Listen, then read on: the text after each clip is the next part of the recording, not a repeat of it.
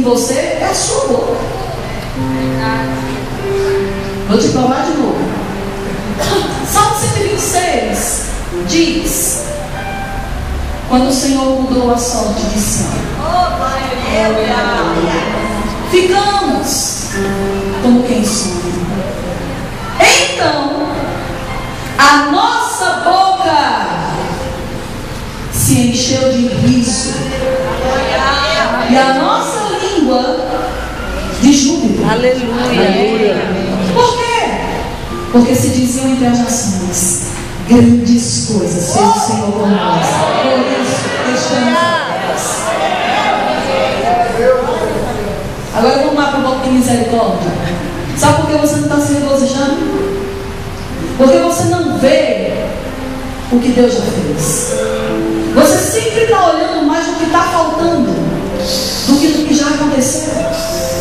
Você sempre está olhando para as faltas que você tem. Você sempre está pensando no que ainda falta se manifestar. E quando você tem essa atitude de sempre olhar o que falta, você não está considerando os benefícios que Deus já realizou na sua vida. Por isso você não se regozija. A Bíblia diz no Salmo 103: bendize, ó minha alma, ao Senhor, e tudo que há em mim, bendiga o teu santo nome. Bendize, ó minha alma, ao Senhor, e não te esqueças de nenhum dos seus benefícios. É Ele que perdoa as minhas iniquidades, que sara as minhas enfermidades, que redime a minha vida da cova, que me coroa de bens e que renova a minha mocidade numa da área. Ele diz: olha, quando você pensar que nada está acontecendo e a sua alma se entristecer, começa a ver os benefícios daquilo que Deus já fez pela sua vida, porque Ele já te redimiu do inferno, Ele já te livrou da morte, Ele já te livrou, amado, de uma maldição que você estava subjugado a ela. Ele te tirou de um império onde havia tristeza, opressão e falta de esperança, e levou você para um reino de vida e paz. Aí você está triste porque você não tem o dinheiro para comprar um sapato novo, quando na realidade Ele já colocou nos seus pés a sandália da preparação do Evangelho, já te vestiu com a roupa de justiça e já colocou na sua mão um anel de autoridade, onde você está sentado no lugar mais alto do universo. Aleluia. Quando você começar a pensar nos benefícios daquilo que Deus já fez na sua vida, você vai se alegrar. E aí quando você olhar para a sua situação natural, você vai dizer: isso é nada, o mais difícil Ele já fez. O que é isso diante dele? O que você acha que é mais difícil? Redimir a sua vida de uma condição de morte espiritual ou pagar suas contas? Amado, eu vou te dizer, para te redimir da maldição que nós vivíamos, Ele teve que fazer com que Jesus entregasse a vida dele. Mas para pagar suas contas, você só precisa de uma instrução, assim como Jesus disse para Pedro: vai pescar o peixe e tira da moeda. Tira da boca do peixe a moeda para pagar o meu imposto teu. Amado, para pagar suas contas só precisa de uma direção.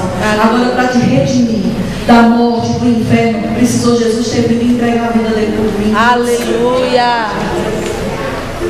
Nós estamos focando a nossa atenção naquilo que é o mais fácil. Nós estamos perdendo a nossa alegria, porque estamos considerando mais aquilo que nós não temos do que aquilo que temos. Eu lembro de uma vez, quando eu morava em São Paulo, há uns anos atrás, eu tinha um Palio, me deram um Palio 1.0, sem direção, sem ar, sem vidro elétrico e a gás. Né? Parece que você ganhou um quase igual. Eu me arrumava todinha para dar aula. Quando eu pegava a marginal, tinha que fechar os vidros por causa do bafo dos carros passando. E eu comecei a dirigir ali, aquele bafo quente. Aí o reboco da máquina já começava a desmanchar. E aí eu começava a ver os carros novos, o povo com ar-condicionado dirigindo assim, eu naquela tribulação me abanando dentro do carro.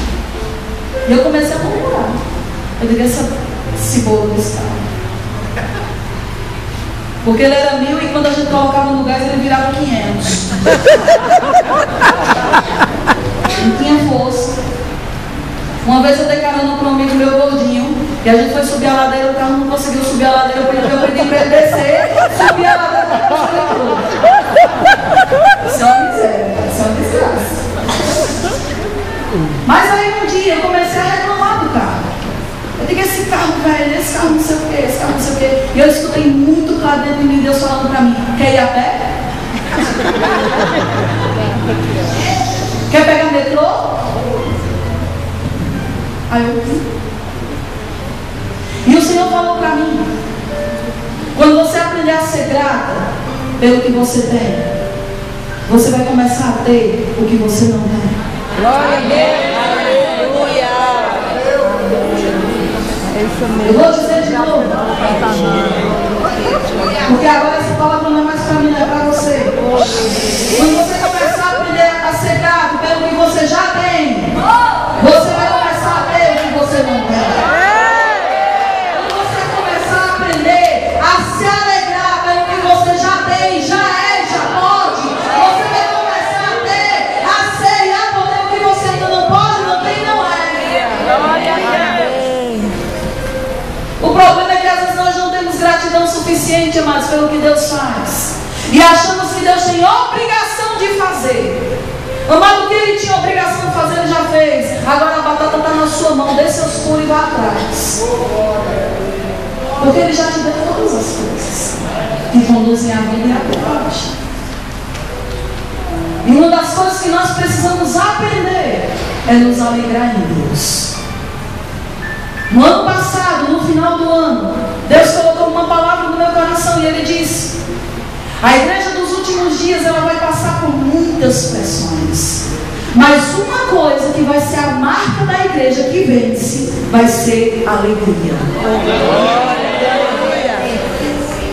Mas uma igreja alegre é uma igreja que vence, sabe por quê? Porque na alegria tem força.